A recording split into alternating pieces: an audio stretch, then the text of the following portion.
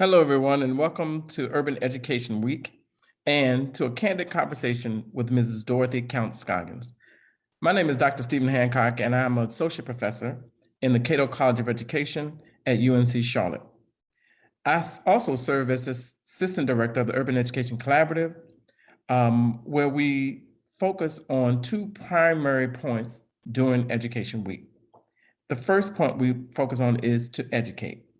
So while we promote learning opportunities, reports, articles, and other scholarship throughout the year, it is through this week, Urban Education Week, that the collaborative focuses on practical and relevant information that is accessible to teachers, not just in our local, but in regional and even in the national space.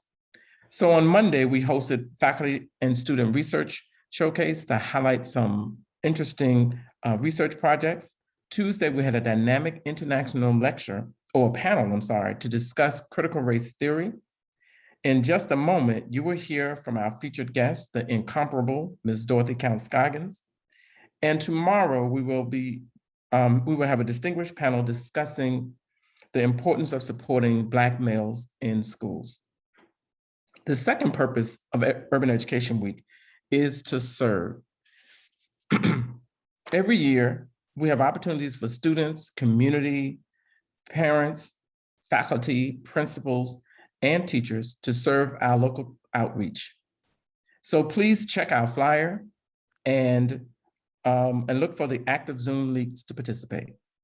For tonight's session, we will have a question and answer period, so please enter your questions in the chat. So it is my honor to introduce to you Ms. Dorothy Counts-Scoggins. I honor her as a friend, an elder, a civil rights champion, an early childhood pioneer, if you didn't know, and one of the mothers of the movement. We thank you, Dot, for your service, your sacrifice, and the legacy of your life's work. But before we start, I want to view some slides, or a slide of your experience as you fought to integrate CMS. After viewing these images, the great writer and orator James Baldwin said, "There is unutterable pride, tension, and anguish in that girl's face as she approached the halls of learning, with history jeering at her back. It made me furious. It filled me with both hatred and pity, and it made me ashamed. Some one of us should have been there with her." So I'm gonna call you what I normally call you, Ms. Dot, and ask you this question. Were you in fact alone? And what memories do these images evoke? In one sense, yes, I was alone. Of course, in the image, you will see a person walking behind me. A lot of people think that that was my father, but it was not. It was a colleague of his. He was the Dean of Theology at Johnson C. Smith. And he came by the house that morning and asked my father, he said, "Do you need me?" And my dad just said, "Why don't you go with us? Because we don't know what we're going to expect when we get there." So when we got there, of course, the street was barricaded and he could not drive me to the entrance of the school. So Dr. Tompkins and I had to walk the 2 blocks to the entrance of the auditorium. In regards to your question of being alone, I would say in some ways, yes, you would say, when you think in terms of the 200 to 300 people that were in that crowd, other than Dr. Tompkins. But at the same token, when I got out of the car that morning, my dad said to me, "There are several things I want you to remember. One is you are inferior to no one. You can do anything that you want to do. Hold your head up high and be proud." So with me, I carried those words with me until I got inside the auditorium and for, of course, the rest of the period of the day. I kept thinking about what he had said. So in that sense, no, I wasn't alone. When I see those pictures, and some people have said to me, I have a one of those pictures, the pictures with the young man that has the uh, fingers behind me as if I Right. were horns. I have 11 by 14 framed in my den on the wall. And people have come to me and said, Dot, how can you have something like that, Frank? And I said, well, first of all, it was given to me by Tommy Tomlinson, who was a writer for the Charlotte Observer. And I said, that was a part of my life, number one. But number two, I can look at that picture and I can say that this is why I do what I do. For the kinds of things that happened to me in my experience at Harding. And I vowed at 15 that whatever I did in life, I was going to make sure it didn't happen to another child. So that is a constant reminder for me in terms of why I do what I do. Wow. So what gave you the courage to take charge, to take charge in integrating Harding? Well, a lot of it came from the community that I was in. A lot of it came from my parents and how I was raised in the family with my parents and also my grandparents. And at that time, of course, this was 1957, and we were talking about deep segregation in the South. But the people that several people got together, including my dad. There were ministers, there were professors, there were lawyers, and of course, Dr. Hawkins, who I'm sure some of you have heard of him, was a part of that group. And they started talking about what is morally right for our children. Mm. And of course, this was 3 years after Brown, and nothing had been done in Charlotte. So the conversations came up, why don't we test the system and see what happens? And of course, the late Kelly Alexander, Representative Kelly Alexander's father, was a part of that group and president of the NAACP. So they proceeded to strategize and talk about how they were going to make this happen. So they, of course, there ended up being 4 that were admitted, but there were 20 families that actually applied. And out of the 20 families, there were 3 families that were accepted with 4 children. I can say to you that any decisions that were made in our family were made with us being a part of it. And a lot of people ask, how could your parents do that to you? And what I always say is, my parents didn't do that to me. I was a part of that conversation. And of course, my parents applied for all 3 of us. I had a brother that was a senior in high school, and I also had a brother that was in elementary school. So, but he talked about why.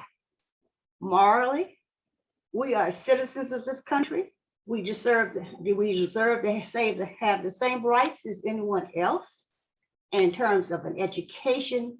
And so I felt that because I had heard that in growing up, my parents talking about the importance of education, number one, but also the importance of how it should be equal across all races. And so for me, I was a part of that decision and coming and going to Harding.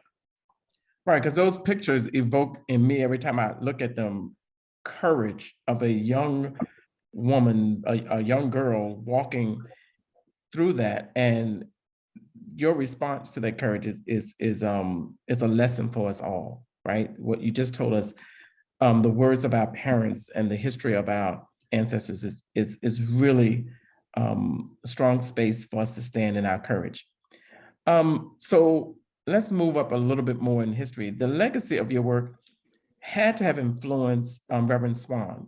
I don't know if you knew him but Reverend Swan to take the Charlotte-Mecklenburg School Board to court, which is known as Swan versus CMS. What were your thoughts about this case? Well, when you said, do you know him? Yes, I did, because actually, Reverend Swan was a student of my father's. And he was, of course, the Johnson C. Smith, and it was, of course, in the seminary. So I knew him as well as his wife, Vera, very, very well. Back then, of course, there were schools, classes were small, not like they are now. So you sort of kind of knew everybody, and especially in the seminary.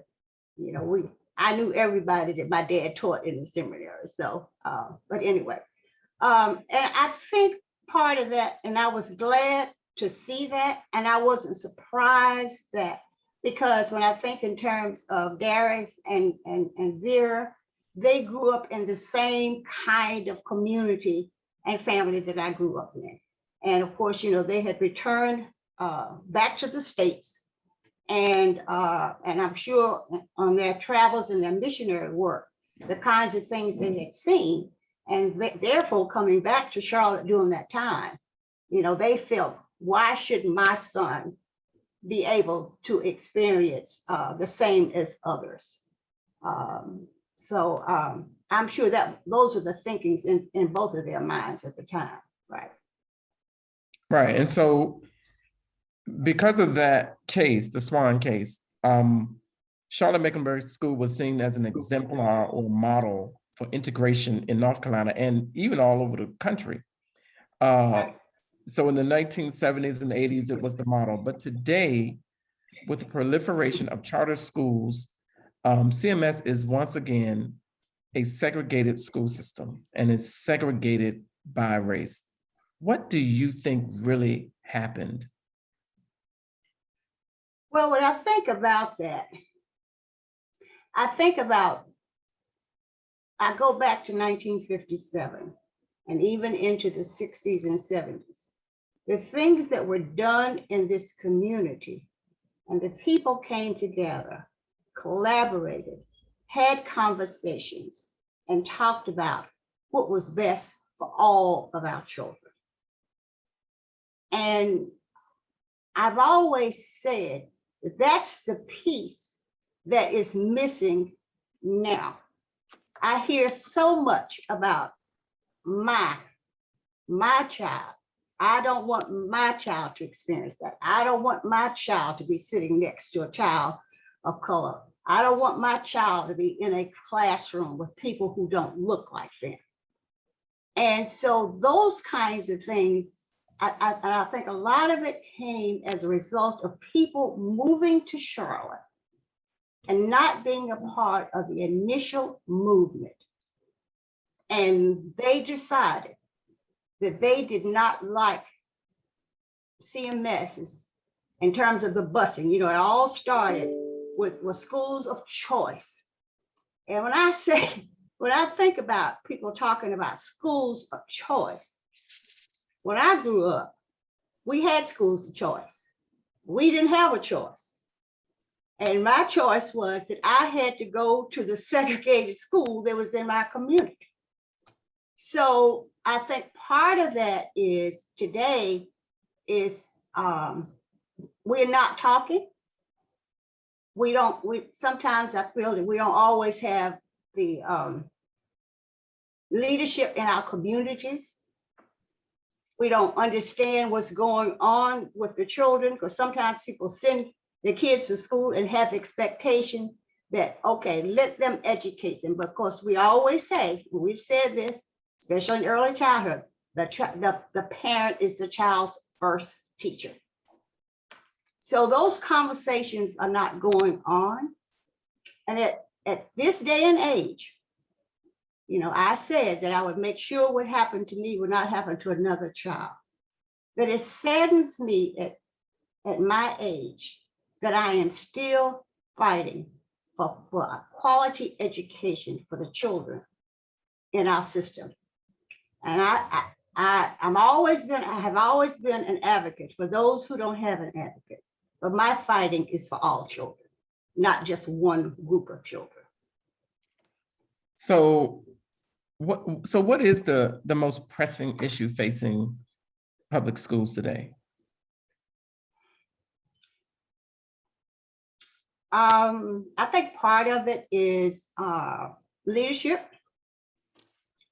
And I'm not talking about just leadership in CMS. I think the other part of it is, I think the passion has gone away for those who have gone into education. I think we don't have the young people going into the field anymore like they did years and years ago.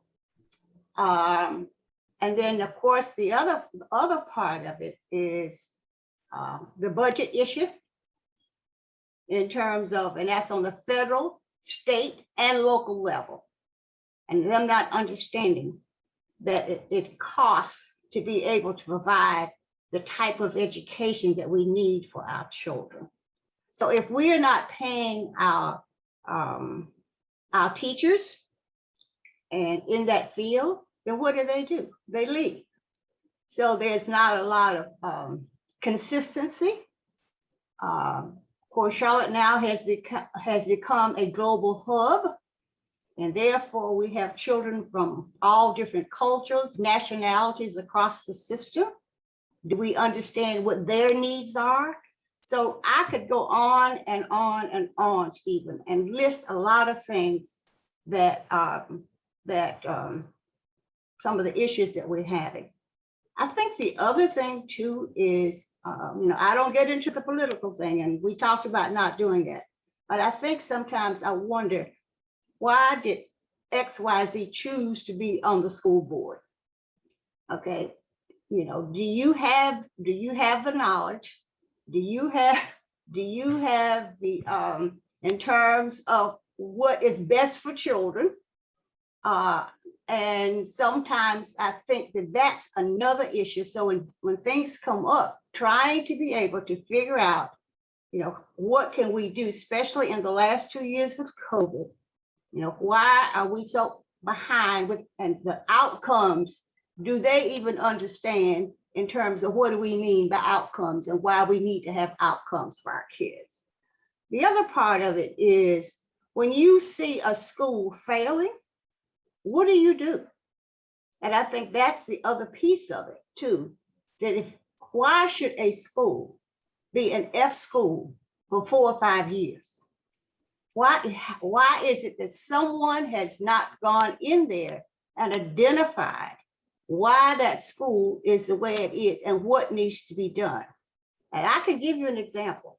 I'm in a community, and the school that the children in my community are there's a science school. That school has been an F school for over 5 years. They've had multiple principals. I've been in that school and noticed in their media center, at one time they had no books. They were using it for a meeting space and storage space. And this is a school that has a very large percentage of children of color. So therefore, that means that the kids don't have the resources, they got turnover. So, but that's just in my area. But how many schools across CMS are having those same kinds of issues? And why are we waiting now? All of a sudden, they're getting this data, but the data has been there. And I told them, I said, I've tracked schools over the last 10 years. And a lot of that came when we had, it was schools, we had redesigned the district. Mm-hmm. and they did that. And what they did is they put all poor and children of color, Black and brown children, in the same schools. And so that's when it started. And why didn't you recognize that 10 years ago and see what was going down the pike? But now you wait until we have 2 years with the pandemic, and all of a sudden it's coming up. So I'm gonna shut up. No, I think the community needs to really hear you, hear the passion and the experience and wisdom in the words that you're saying. So the pandemic has exposed a lot, and so what suggestions would you have to the politicians and community leaders, to the business leaders of Charlotte and educators? How do we maintain, or how do we make sure the schools are equitable, right? How do we make them equitable, even amidst this resegregation? Well, one of the things that I had said, that a lot of times what happens is they're going to the wrong people. And they need to come to those of us who have been a part of this for years. Now, I know some people say, well, that's old, and, that's old school. But it doesn't necessarily mean that some of our old school still does not work today. But I think I tend to see what happens in Charlotte. And that is that they're not reactive. They wait until something happens. And if they feel that this is going to affect Charlotte in the business community, it does, of course, when it came out with the study that where we are 50, 50, all of a sudden they started, that conversation came about. But that was going on before that data was presented to Right. us. Yeah.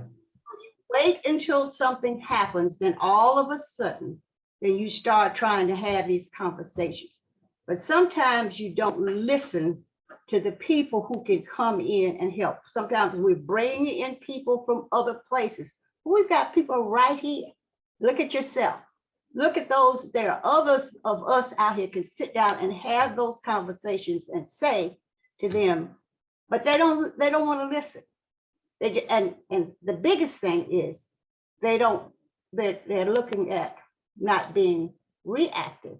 They want to wait until something happens. So those are some things that I have said. I had just think about when all that money was put in to CMS for Project Lift, $55 million. Right. Now, you're not going to tell me that in that $55 million that was put into CMS, and the results of that was not always positive. So the businessman says, okay, I've given you $55 million, but I'm not going to give you any more. Well, that, first of all, that's an investment, but it has to be, when that was done, then we all should have sat down and we all should have had conversations about how this $55 million can be used to be able to help the students. The other part of it is people are not concerned unless it is theirs. So I live on the Northwest Corridor, across the street from Johnson C. Smith University. So on this corridor, we have Bruns Elementary School, and that's the school that the kids in my neighborhood feed into. Then we move up the corridor, we have University Park, we have Northwest School of the Arts, and then West Charlotte. So this is a corridor, and all those all the schools that I named, 2 of them have been schools that a lot of investment has not been made. Now, the other part of it is, we're talking about Bruns Elementary School, and you're talking about Reverend Swan. That was once Seversville Elementary School. That's the same school that he enrolled his child in. Now it's called Bruns Elementary School, which I say to people, there's a lot of history there, and a lot of people are not even aware of that history. Right. The new principal that they just hired there, I told him the other day, I said, do you know there's history at this school? He says, no. The one that was there before him, no. But anyway, that school finally, so when you think in terms of when that happened, when Reverend Swan enrolled his child, but that school was built even when my dad attempted to enroll my brother in that school was built. So here's a school, an old school in Charlotte. A lot of changes have not taken place. But then we come up the corridor and I look at West Charlotte and what's going on with that school. So what do we have to do? We had to fight, because I served on the CMS allocation, the bond committee in terms of allocations for schools. And we had to fight to get them to see that West Charlotte and Bruns should have been two schools that should be moved to the top of the list. They deserve to have new schools, but yet and still at the top of the list, there were schools that needed to be built in South Charlotte and in North Charlotte because it was overcrowded. But yet and still, why is it these schools don't deserve to have the same as others? So that's the other part of it too as well. Right, and I think that idea of equity, you know, this equitable look. I mean, you have the former Sevierville, which is now Bruns, one of the oldest schools in the district, and you have West Charlotte, and there is still no equity in that space. There's still no look to see if there's going to be any bond to support a renewal or successful rehab of those schools. And once again, the question comes back to, and you've answered it, this idea of lack of leadership, the lack of passion, and just the no will to put it in the budget, right? And so I think that as Charlotte moves forward, and if it wants to become an exemplar again, it has to begin to really start doing what you're saying. We have to start acting, right? So, we can't sit back on our laurels and think, right. Oh, and that's a lot of that has happened. We sit back and we don't speak up and we don't do what we know we need to do for our children. Yeah, and I think resting on our laurels, I mean, those laurels are too old to rest on. So Charlotte has to continue to progress and grow. So getting back to this idea of integration, especially in the early 70s. So CMS, the records show that they fired or dequalified many teachers and principals as an unfortunate consequence to this idea of integration. And today, teachers are overwhelmingly white and female. So what wisdom do you have for parents who have children in these segregated schools in Charlotte? Well, first of all, parents need to get into the schools. They need to ask questions. I was on a call this morning about this very same thing.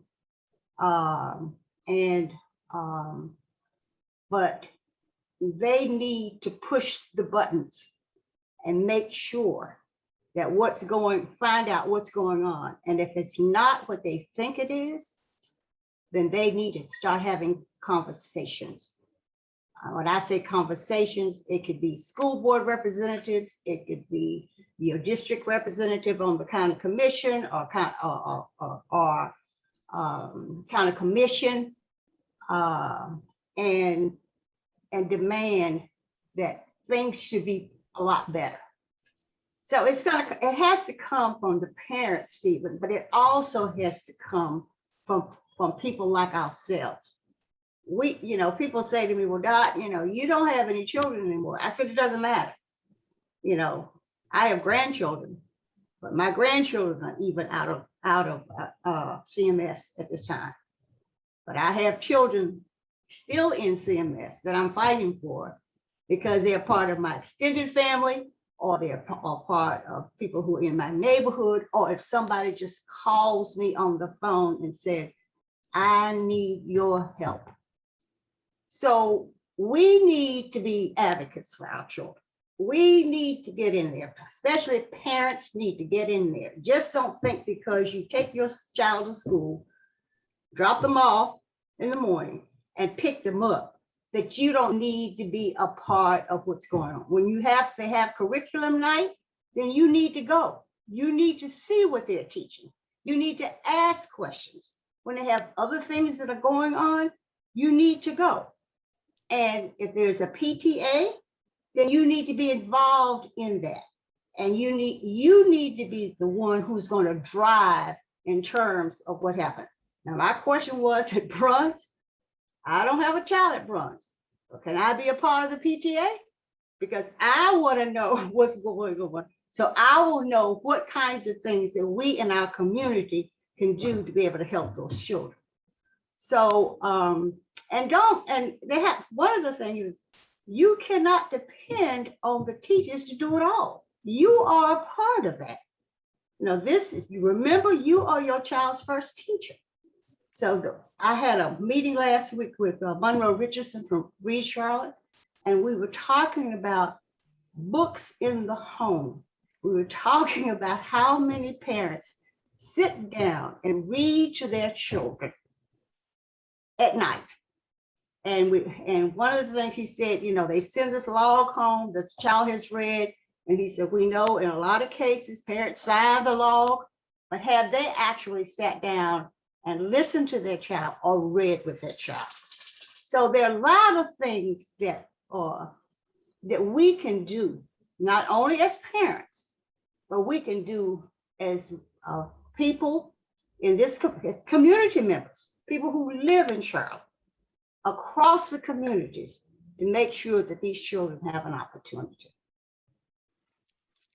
Thank you. So, I mean, as we continue to move forward, and I'm hearing you, and I hope that the listeners, everybody in the webinar, can take this wisdom with them. Looking at how our schools have resegregated, understanding that our parents need to get out there. Are there, or do you have resources for parents that, like, do you do parent universities or parent nights to help parents who may not understand how to do the things that you said? I mean, you gave me 4 awesome strategies for parents. One is to get in the conversation, then to advocate for your children, to be active in the PTA, and then to just read, not only read with your students, but of course, read everything about what you have to do in the school. So how do we get parents in that space that don't have that access or even those experiences? That's where we have to be advocates for them. And that's one of the things that we have to educate them. A part of that comes from the fact in CMS, when you're thinking about how many counselors they have employed, but a number of families that they have, number one, those counselors cannot help every family or every child in that school. How many people can go in and volunteer and work along with that teacher? That's something else that we can do if we're not a parent, or even if we are a parent. But I think what needs to happen is the fact that we need to sit down and think about what is best for every child. What do I need to do for what can I do? And those parents who don't have that opportunity because maybe they're working 2 or 3 jobs, maybe they can't, their literacy skills are not such that they understand, what can we do to help them to do that? And we can't depend on CMS to do it all. And I think that's what happens. And then people complain, the CMS is not doing this, CMS is not doing that. But it's not totally the school system.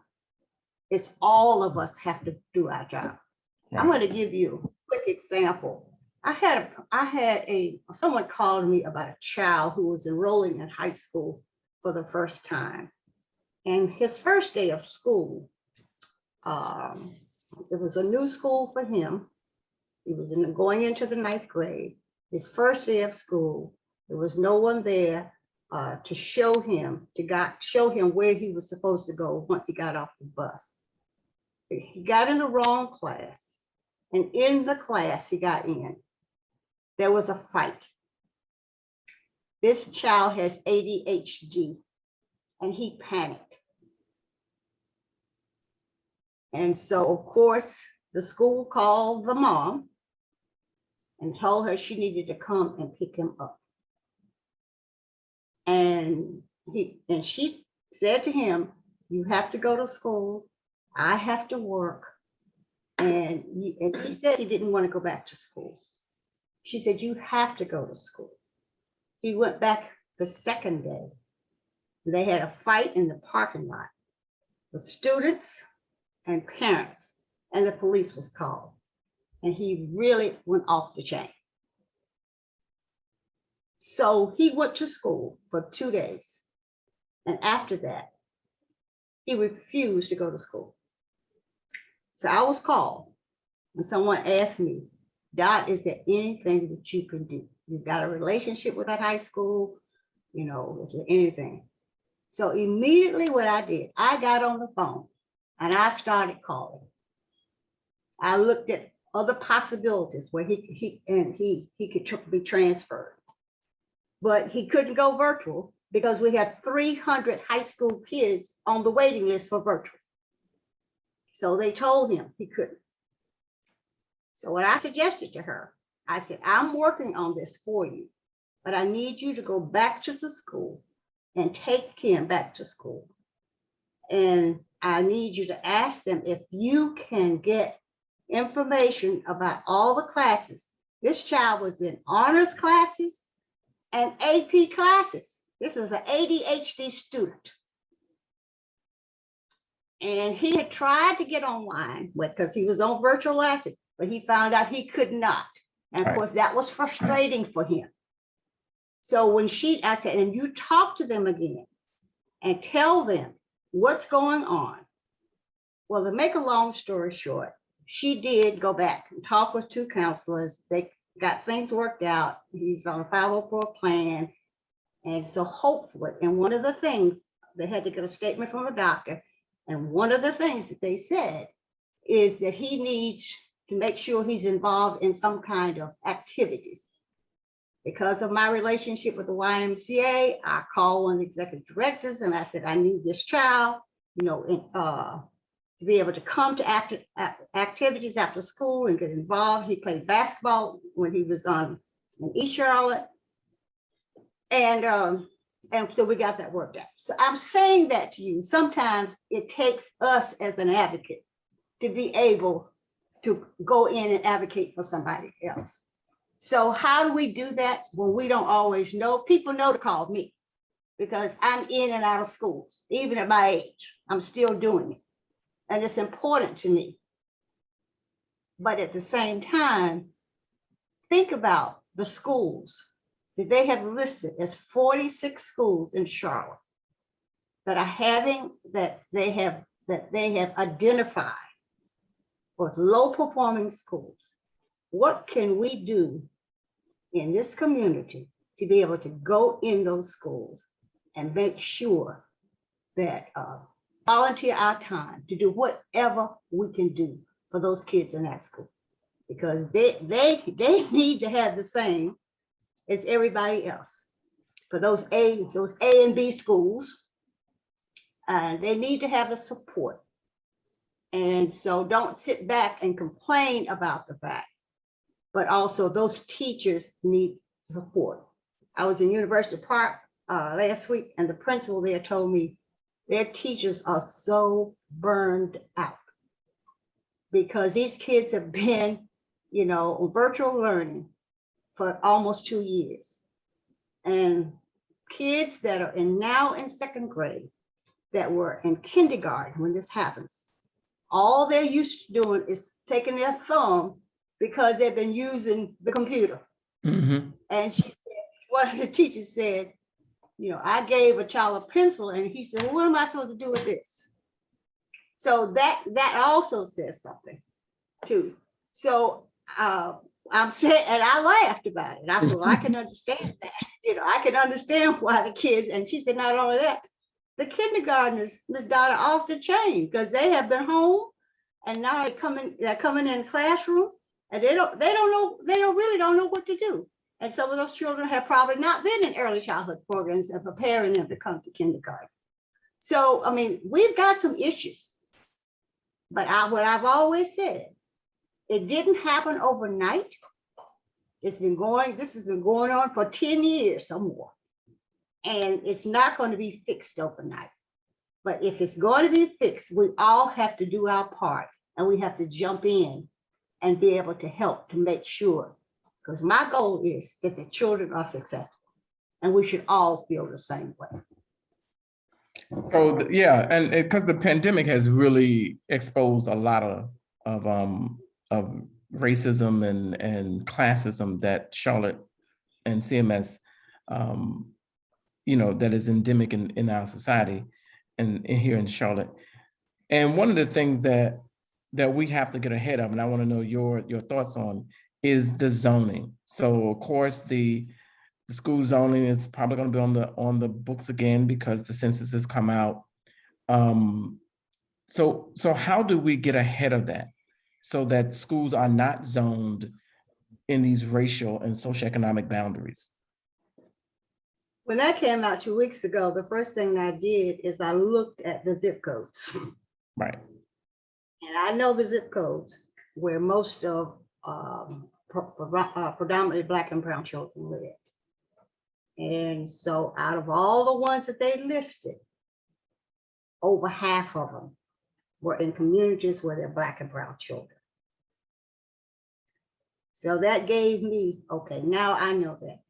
But how many other people looked at it? I had someone say, well, I looked at it. It wasn't in my zip code.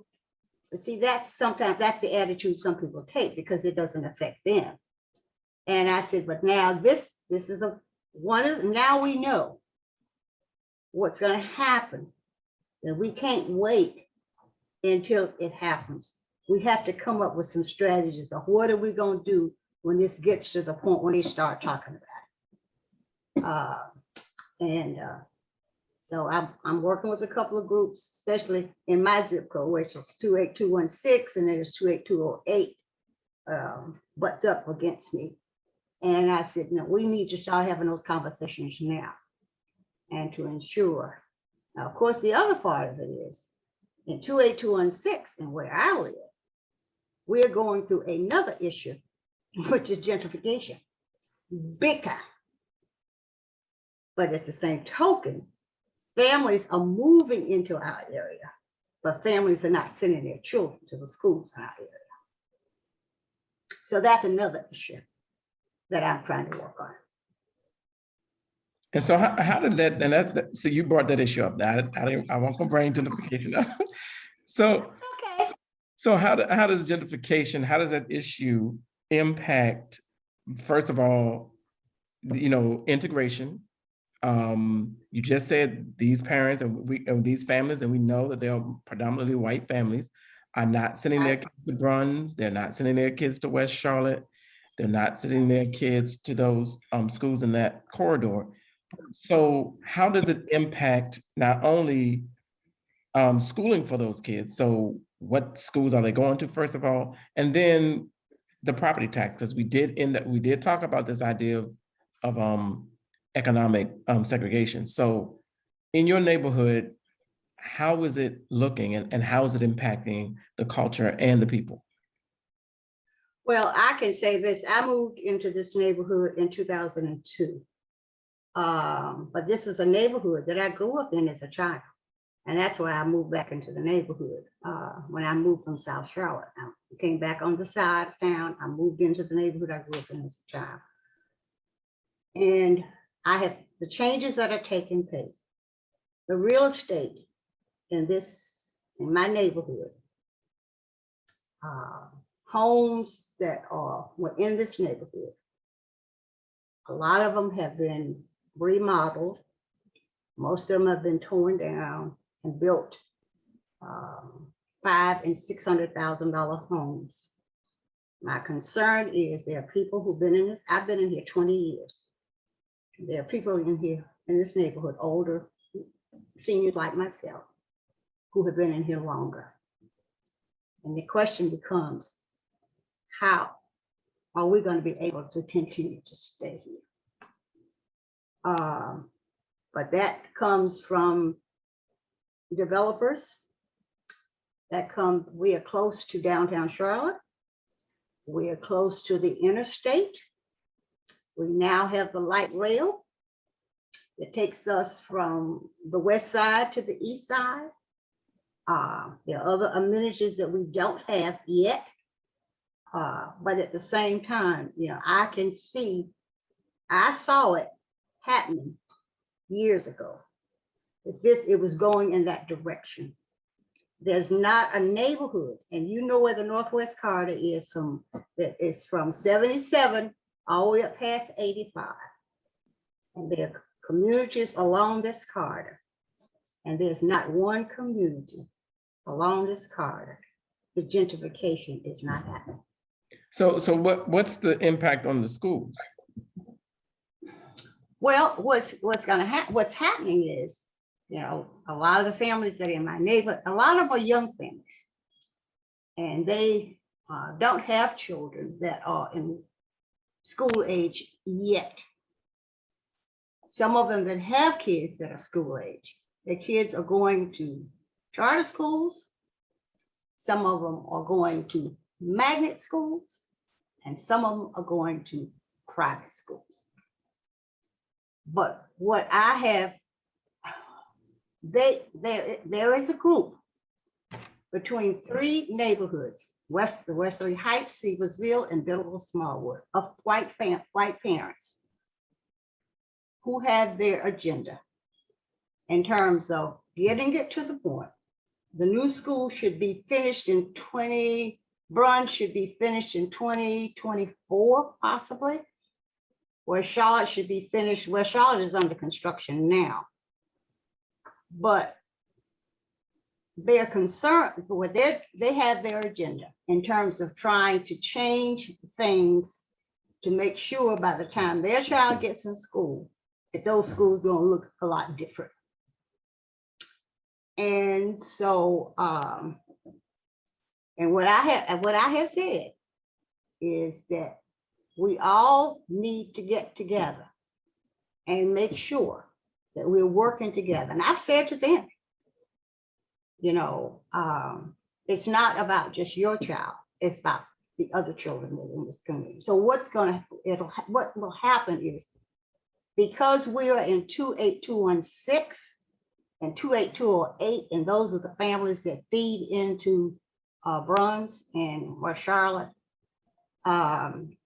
then that's why we have to make sure when this information comes out to do the rezoning and the redistricting of schools. Right. We have to all be involved in that decision. And that's how Charlotte got to where it was back in the 60s and 70s. When you think about it, families who lived in Myers Park got together. And what did they do?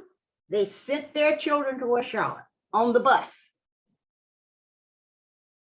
And so what I'm saying is we have to come up with some of the same old, as people say, old antiquated ideas that happened back 30, 40 years ago.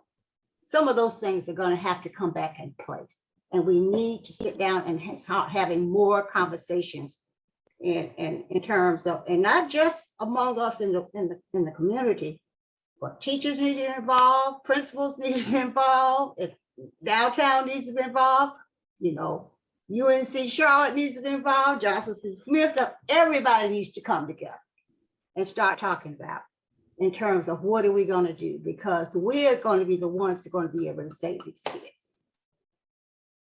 And I'm not going to be here forever. So back to the community collaboration piece. So what you're saying is that that old school, and I'm putting it in quotes, that old school strategy that was used in the 1950s, used again in 60s and 70s for the Swan, used in the 70s and 80s to integrate schools. We need to come back to that community collaboration, those community symposiums. And we need to have a strong leader to do that. I'm not saying any names right now, but we'll just we'll put a pin in that for you, right? So with that, I mean, we've talked about a whole host of things in this in the last 50 minutes, from integration to segregation, and we to early child education, to parent education. So it's been a very rich conversation. I just read that Charlotte-Mecklenburg is the most segregated school district in the state of North Carolina. Exactly. Which is not a banner that we want to wave. Exactly. And we can see that living here, how our district is so segregated. And so thinking of that space and all the things that you're saying, this whole idea, and I took a lot of notes, community collaboration, this whole idea of community collaboration, what is the next step for us before we open it up to questions from the panel? What's the next step you see that we have to do in order to make things move? I think first of all, we need to identify those people within our community that, as I said, I've always said that, have some clout, and it needs to be across race and gender. But we also need to bring in parents. We need to bring in people, politicians, and everybody. And I don't know whether you remember, about 5 or 6 years ago, we did a piece at UNC Charlotte, along with Tracy Russ, Alicia Dashu, Sandra Conway, and myself. We did this symposium. We had about 300 people. Yeah. And we brought in some of the old former school board members. We brought people in who had been involved in desegregation of schools years ago, that are retired, living in the mountains, living every place. And we had some very rich conversations. But I find what happens is a lot of times we have those conversations and we leave those conversations, but we don't have a commitment to action.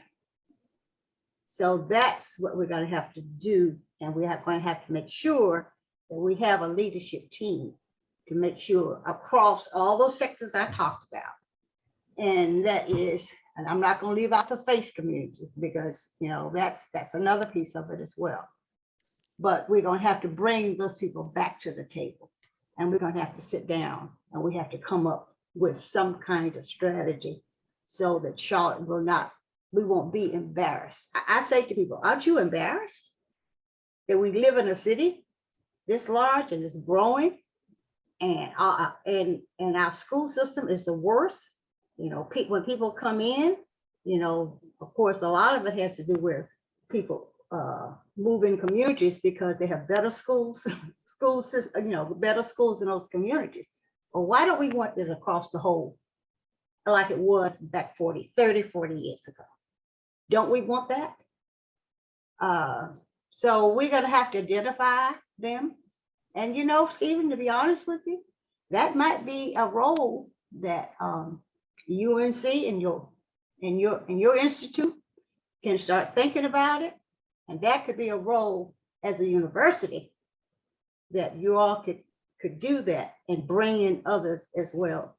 Surrounding universities around, I think in terms of Winthrop, who has a program, Johnson Smith, Davis, and all of them.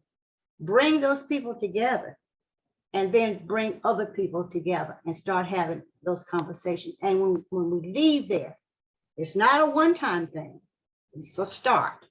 And we have a plan and develop a plan or a framework and how we can do this. And it's not gonna happen overnight, by no means. But it won't happen if we don't start it. Right. Now I hear that slick charge for us to step up. And and we'll take that in stride. I mean, Dr. Lewis has chimed in, so we'll take that in stride and really begin to really think about it, because you have really given such a rich, some rich wisdom for us to take away from this conversation. So right now, we're going to go ahead and open it up to the audience for questions, because we're in our last stretch. So I want to make sure that the audience has time. So if you have questions, put them in the chat. I'm going to go ahead and give you the first question. And it says, looking at how schools are segregated by race and economics today, do you think it was worth it to integrate 65 years ago? Why? The answer is yes, because if we hadn't done it, then, well, first of all, I'm gonna go back to a statement about my father made, and that is, why would Black and brown children not have the same opportunity of an equal education as others? First of all, and that's what they were fighting for, is equality, number one. I'm an American citizen. As my father said, I pay taxes just like everybody else. So yes, we made it successful to a point, but then what happened was we got complacent, and we allowed others to come in to Charlotte who were not aware of what struggles and what we went through to get to that point, to make a decision that this is not good for their child. And we sat back and we didn't do anything about it. And of course, now it's gotten worse. And as long as it doesn't affect me, then I'm not concerned. And this is what I'm hearing. And I've been in many forums and with people across all races, across all ages. And I say to them, just because it doesn't affect you, but it affects this community, and you live in this community, and you should be concerned about everybody in this community, from a child to a senior, such as myself. Yeah, and I think that communal perspective is extremely important. And you're right, in Charlotte, it has been lost because we've become a transient city with people moving in and out. And hopefully, we can bring that back. So, we're hopefully going to push that as you charged us already. So we're going to pick up the charge. So I have some questions coming in. I also have other questions. So I'm going to ask this question. So why do you think people aren't aware of what Charlotte faced in the battle for desegregation? Because people don't want you to know. It's the same thing about anything that they think is, I wouldn't say negative, Stephen, but I think what it is this is something that happened in Charlotte, and they don't want you to know. History, there's a lot of history in Charlotte around a lot of different things, especially around this. And I find when I go into groups of young people today, and they say, well, oh, I didn't know that. I said, well, you don't know that because your parents didn't know that. Then again, there are some people who don't want to remember that. And we have a tendency a lot in Charlotte, what I found across all groups, that sometimes it's good to push things under the table and not talk about it. And so I think that's part of it. And it's just like when we had that shooting in Charlotte back in 2016, people said, I can't believe this happened in Charlotte. And I said, I do. Why do we think Charlotte is so different than any place else? So I think that's what it is. It's the mindset and people thinking, and they really don't realize that the issues that are going on in Charlotte, and I'll go back to what I said earlier. If it doesn't affect me, then why should I worry about it? And that's what I call the selfish mode.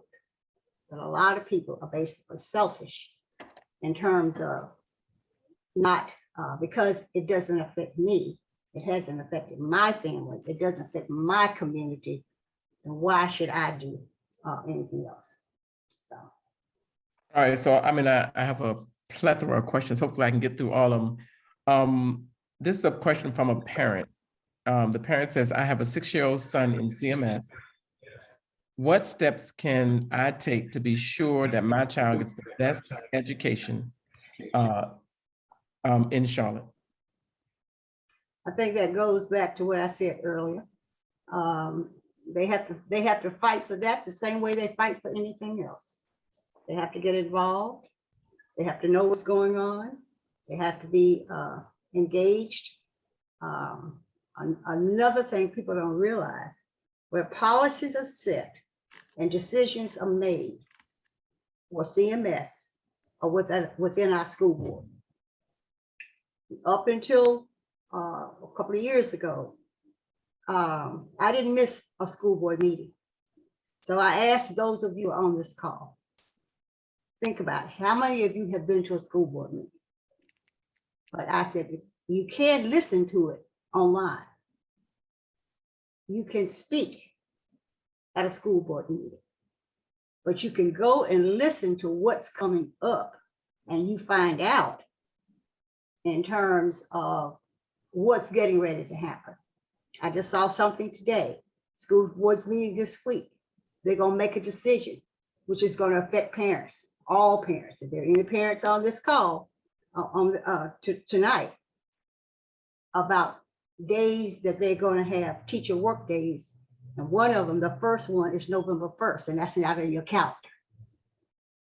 So these things come up, and if you're not there, if you don't hear what's going on, by the time you hear it, a decision has already been made. Not only that, within the school board, there are committees, and anybody can attend those meetings and hear what policies are being presented. So that's another way of getting involved in it. So you will know ahead of time what you need to advocate for. But if you sit back and just wait until you see it in the paper or on the news, then it's too late because the decision has already been made. But it's not also on the local level. It's on the state level too as well. So you need to think about that too. What's happening in Raleigh? What's happening with the federal, also what's happening in DC with the federal government. So you need to make sure that you are aware and keep abreast of what is going on, because those decisions are made and policies are being made. And by the time you get it, it's already done. And it's not a lot you can do about it, except fight it like I try to do, right? Even after. But I think what you said is fight before, be aware before, get involved in the policy. So if you are a parent and you have a 6-year-old child, that means they have a whole career here in CMS. Then what you want to do now is get involved in the policies, get to the school board. That's excellent advice. Questions are coming in. Here's another question. It says, you talked a little about redistricting around the census data. As a parent, where do I get access to this and how do I begin to take action? Well, it came out in the paper about 2 weeks ago. But what I can do is I can get the link to you and get it to you. I can email it to you so that they can find out, they can get that information, and yes. I will do that for you. We can put it on our website. Okay. Here's another question. I have several here. What do you think an equitable curriculum looks like in Charlotte during this deeply segregated period? So what do you think the curriculum looks like? And should the curriculum address the segregation? So this person is getting into the curriculum. Well, I think what it is, I think curriculums are different across all schools. Even though CMS supposedly has what they're supposed to follow, but I think the other piece of it is, and that's something you and I both know that we learned in our lifetime with young in early childhood with young children, that every child cannot be taught the same way, and I think that's part of what has happened, because when we came up with this core curriculum, the state came up with core curriculum, everybody, but every child can't learn the same way, and every child cannot be taught the same way. And that's though that's one of the things. The other thing is, I'll still go back to, in terms of if there's something going on with your child in their classroom, in terms of, you need to go in and find out exactly what, just don't look at your child's backpack and his folder when he comes home. You need to have those conversations, with teachers and as well. And I know, I was a teacher for years, before I got into administration, but I know sometimes your hands are tied, but it goes back to leadership within CMS. Right. In terms of what is best for all of our children, and that's why one of the things that I guess I liked the magnet schools. My kids came up in magnet schools, and but you were taught based on where you were, and that's an early childhood concept for us, but every child doesn't have to learn the same way. Or the same curriculum. So this, exactly. This idea of should the curriculum address segregation, that really is going to depend on where that child is. The question is, should it? Of course it should. It is the history of the city, it's the history of our country. But we're having pushback from that now when people think just talking about segregation is also critical race theory, which is a whole nother discussion that we had yesterday. And we'll have it on our website if you want to look at that. So I have lots and lots of questions, so I'm going to try and feed through these. So this, we have a question that says, can you speak to how a lot of the challenges affecting our schools are also impacted by familial changes, families living with and through trauma? I'm aware that money has been allocated in the past to support academics like Project Lift, but why is that funding has not been allocated to approach the challenge from a holistic perspective? And she's saying she's thinking about schools like Hidden Valley. These are schools where the majority minority students are that have additional challenges that can impact a child's ability to learn. And so, so Ashley is going on. So I'm going to stop there because she has a lot of that goes back to, what I talked about earlier. And that is the fact that if you don't get in and advocate for it, that money is going to go someplace else.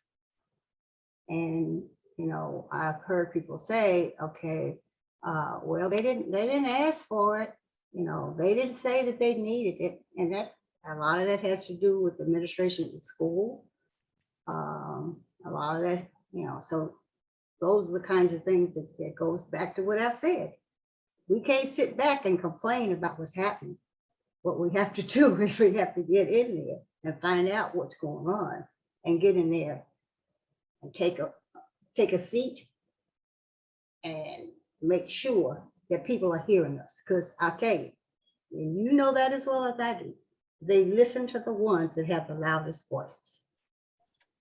And so that's what I was saying. That's how we're going to end up with getting a new Bronze and a new West Charlotte, because those of us that were on that bond referendum committee for CMS, we fought. And not only that, I will say Commissioner Bill Malik was a large part in that, to making sure that this happened.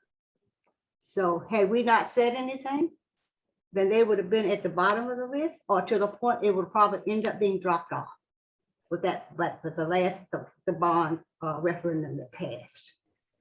So, but we can't sit back and not see and not do anything. And we just can't. We can't depend on the people in the system to do everything. They can't. Right. You know, we are part of that too. So, yeah.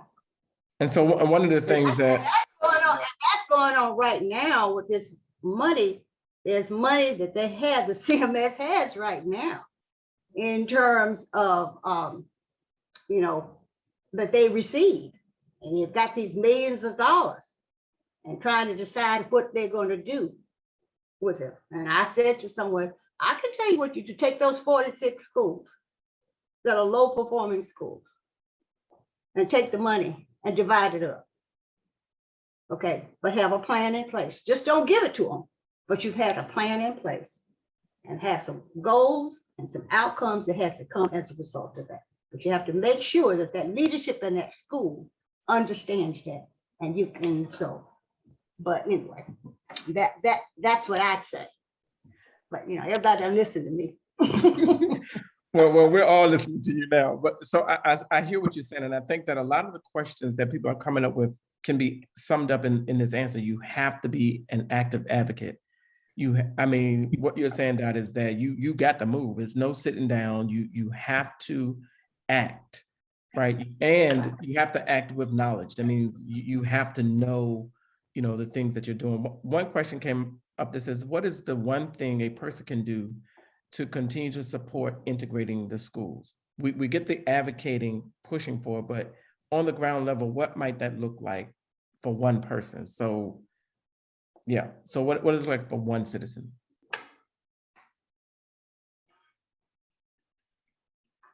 It's for one individual. First of all, you have to believe that that's good for our children. And a lot of people have said to me, integration didn't work. And I said, at one time it did. But we have to think in terms of, in this day and age, that our children are growing up. It's a lot different than when you grew up, or when I grew up, or some of the people that are on this call grew up as children. These kids are growing up in a global society. When I grew up, this community was Black and white, no more. So they're going to have to face that in school, in communities, once they get out of school, go to college, if they get jobs, whether for careers, they're going to have to realize that they'll have to be able to handle that situation. So this is why I say it's so important for our children to be engaged in a diverse school system where they will know about each other, understand each other's cultures, and understand their different, just understand the culture. Right. And so, because that's what they're now, that's part of it. The other part of it, technology has taken over. That's another piece. So there's so many things, people say, I can't wait till COVID is over so things will be normal. Trust me, there's no more normal. What I call it, the new normal. So you have to understand that what happened before COVID, what happened 10 years ago is not going to be the same. So in terms of that, where our children are concerned, that's why I think it's so important that children begin to see people that don't look like them so they can understand that this is where the world is. So that kind of goes with this question that came up. What is the benefit of integrating kids in schools, and who really benefits in the end? That was a question from a parent. And I think I just answered that. Right. Yes, there are still predominantly Black and brown communities, but that doesn't mean that children live in those communities, but that doesn't mean that they will, in going to school, that they will mix with a different cultures and other children and learn from them. And because, I think in terms of my own, I think in terms of me. I think in terms of my own children and my own grandchildren, you know. So you have, I think, yes, the benefit is back to what I just said, this is the way we live. This is the new norm. And we have to make sure that our kids have the opportunity to have that experience and that opportunity. So when they're out there, when they become adults, they have had this experience. So, I mean, so let's dig into one of your phrases. I like this, selfish mode. So how do we seriously navigate professors, teachers, administrators, politicians, leaders in this community that are in selfish mode?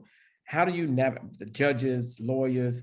How do you navigate that and to get things done? I mean, and not feel frustrated or not feel like you want to slap somebody. How do you navigate that? And how have you navigated it? Well, I'm not going to tell you I don't get frustrated. And I don't, and I'm not going to tell you that I don't see it across all those sectors that you're talking about. Because, you know, people say, well, if you haven't learned by a certain age, then, you know, you can't learn. But that doesn't mean that we don't still need to keep putting it out there. And what I call making people have those aha moments. Oh, and, you know, I saw something today and they were talking about bullying in school and how they were explaining to kids, you know, what bullying was. And the kids said, well, I didn't know I was doing that. I didn't know that was bullying. So I'm saying same thing as adults. You know, when something happens, some people are not going to ever change. They were born and bred to be the way they are. They're not going to ever change. And I'm not trying to change the world with everybody in it. Right. You know, but I always figure out when I go someplace and I have a conversation and I leave there, if one or two people have gotten the message, that's one or two people that didn't have it when I came. So that means it's those of us who are out here who are going back to the advocacy piece, those that are out here, we have to keep preaching the message. And the message is, as I said, people basically, when people say to me, I said, I'm here fighting for all children, Black, brown, white, yellow, and different. It's not just a group. Yes, a lot of my advocacy has to be for those who don't have a voice. But at the same time, my message is across everything. And that's what we have to do. All right, so I have a challenging question for you from a teacher.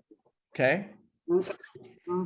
I don't know if it's a he or she, but the teacher says, I teach in a school here in Charlotte with majority Latinx students. We have language supports and other resources to help ELL students. Should these students be integrated in regular classrooms and other schools where they might get further behind? Or should they stay in this segregated Latinx school? Now, she didn't say that, I just added that in there. Why? How is that child gonna benefit? I think what the teacher is saying is that the Latinx school has resources, language resources that really helps the students, at the ELL students at this majority Latinx school. But if they leave that school, will they get the same support, and should they be integrated into regular classrooms? Well, first of all, that goes back to being the inequities that are existing. Why are these kids, why is this group of population of children getting the resources? And I understand because a lot of them come to school and they don't speak English. Okay, but and they have the resources there to help those children. Why that's the same thing. That's an inequity.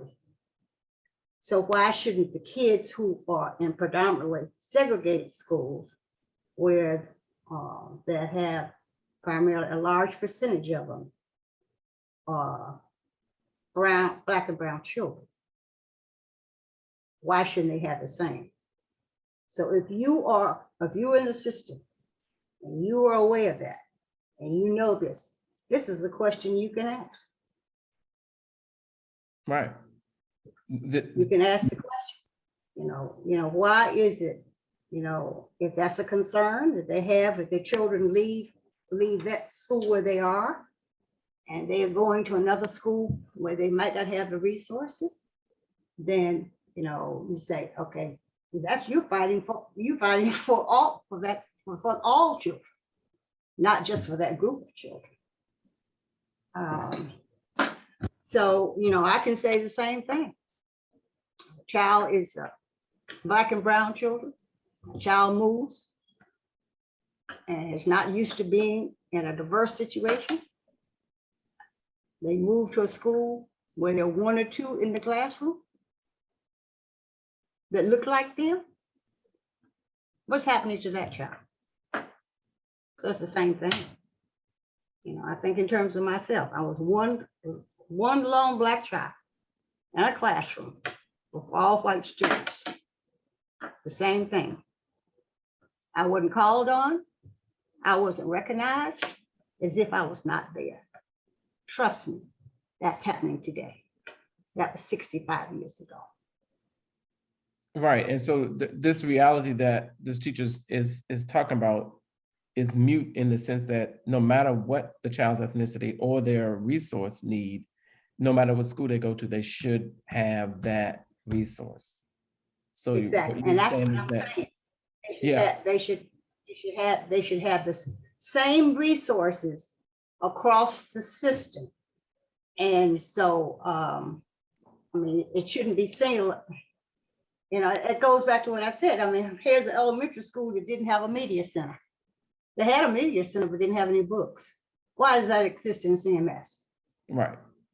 So for this teacher, and I hope this teacher is listening, the reality is that segregating the ELL students all in one building is not conducive to their overall learning. As you said, that we live in a diverse society, and children need to see and experience different cultures.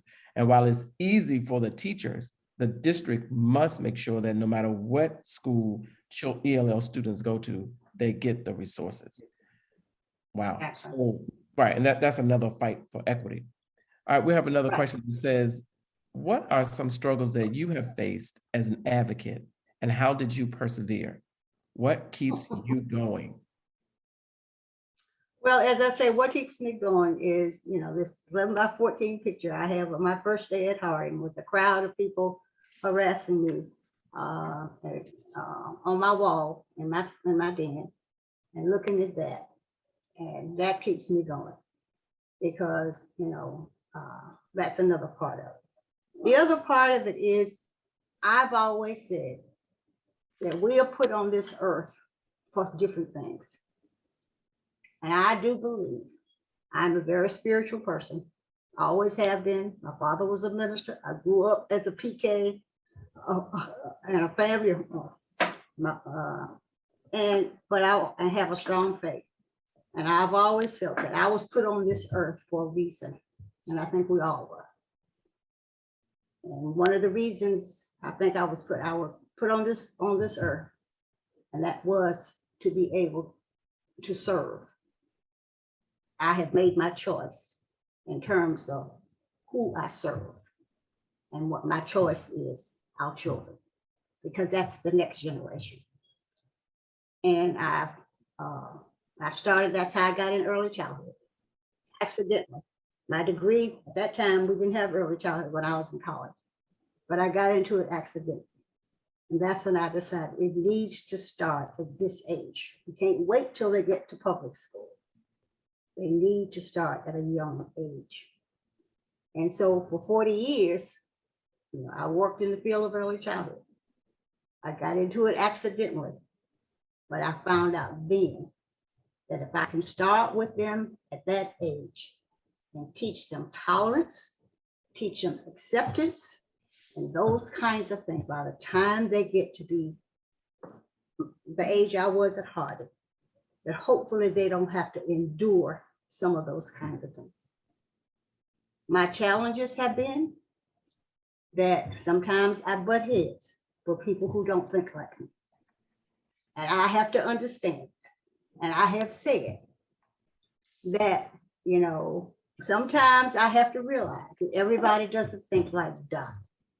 But at the same token, it doesn't mean that I'm not going to express how I feel and what I say, because that's a part of what I'm fighting for. And I will do that, and I don't have any problems. In 5 more months, I'll be 80 years old.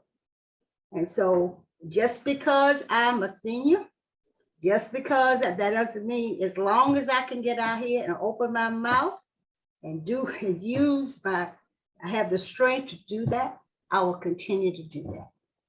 A lot of that comes from my passion.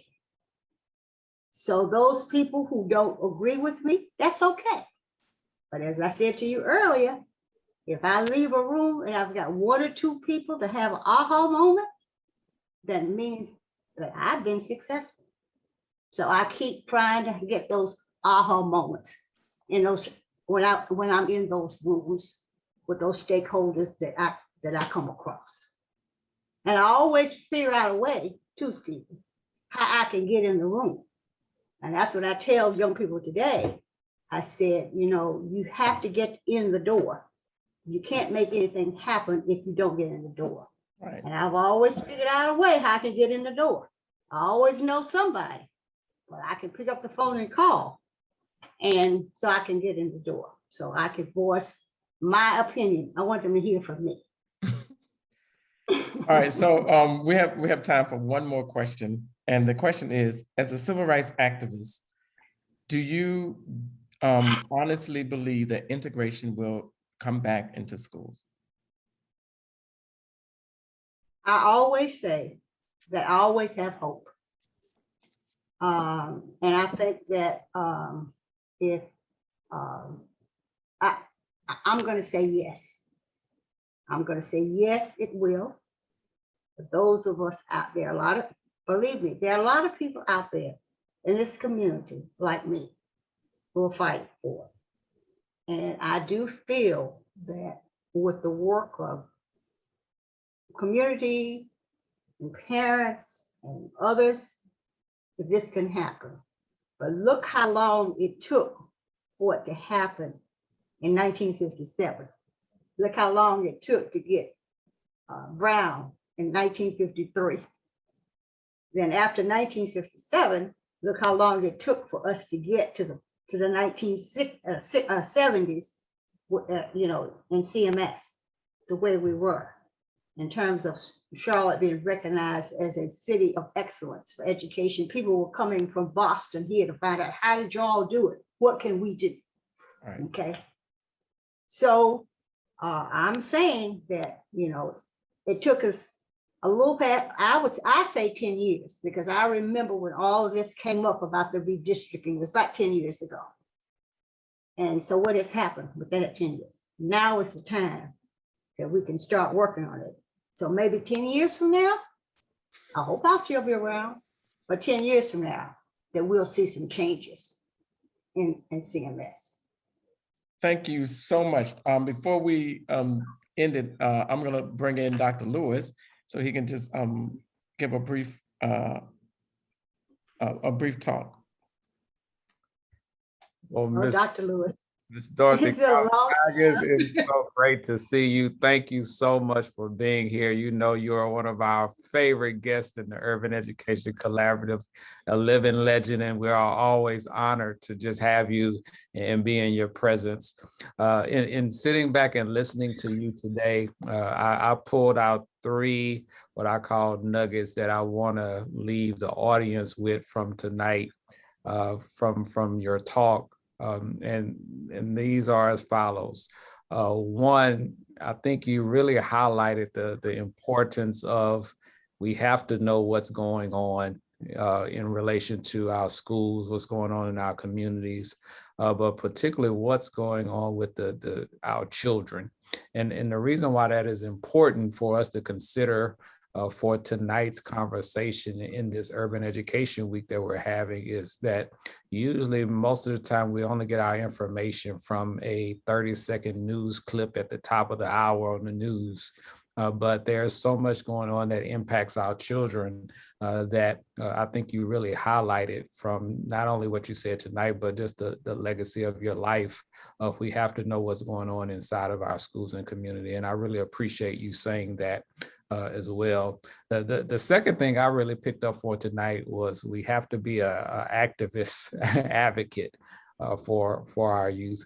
And I think when we look at what's going on in CMS and across the country, a lot of times you said the ones that speak the loudest get the most attention.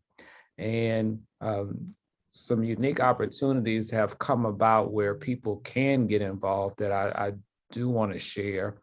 CMS started a community equity committee that provides recommendations directly to the board. I actually happen to sit on the subcommittee for school assignment, and with new schools coming up and shifts in populations and who's going to go to what schools, of course, anywhere in the country, but particularly here, there's always a contentious conversation. But what I do want people to know based off of your comments tonight about being an activist advocate is that you can go to the CMS website and see the community members that are on the CMS Equity Committee, the Community Equity Committee. And I would encourage people to talk to them and share with that, because we actually make recommendations directly to the school board for what they call in the midst of the work that they are doing as board. What are some practice recommendations, like programmatic things that are going on the ground in the school, or specialty programs like IB programs, advanced placement programs, and all of those wonderful things.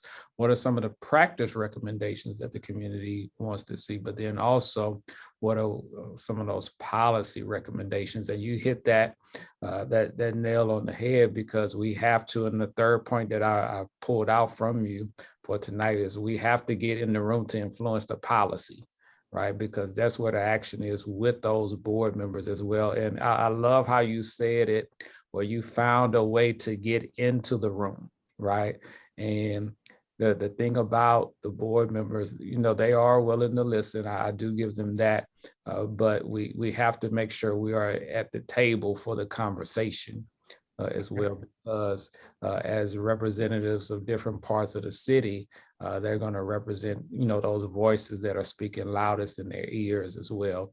But I would say, and what I picked up from you is that no matter who you are, you can find a way to figure out how to get in that room, or make sure you're represented in that room as well. Because like you said, a lot of things are going on, and by the time we find out, it's too late. The decision has already been made as well. So given the essence of what we're looking at for tonight with this event, we wanted to just personally thank you for your sacrifice of being the person that steps out to integrate schools. I mean, we would never truly know all what you experienced, all what you saw, all what you were told, and just to witness you as you continue the fight for that is really energizing for all of us as well. So personally, I wanted to get on here to thank you for being here on tonight, being a distinguished guest for us as well. And as I say, you're one of our favorite people of all times, but we just want to thank you for just sharing your knowledge as well with us on tonight. So I'll turn it back over to Dr. Hancock to wrap us up, but I just wanted to thank you for these nuggets that you provided for us tonight. We truly, truly appreciate you for doing that. Well, thank you. It was a pleasure. And when Stephen called me and asked me, sometimes there are some people you can't say no to. So that's right. Thank you. So first of all, we want to thank the audience for joining us, for giving us awesome questions.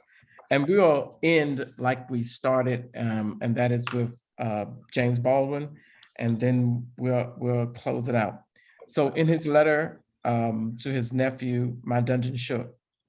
What Dot has just done is spoke through his words when she is telling us that we have to begin to communicate, and it's all children. He says to that instance, you must accept everyone and accept them with love. For these innocent people have no other hope. They are in effect still trapped in history which they do not understand. Until they understand it, they cannot be released from it. And so we have to begin to do this work to help people, those who are in selfish mode, help them be released from it. And so I thank you, Doc, for your awesome wisdom. We thank you for your willingness to support and to share with us. And so we look forward to the work, and we will take the charge. Thank you all, and have a good evening. That's all I ask you to do is don't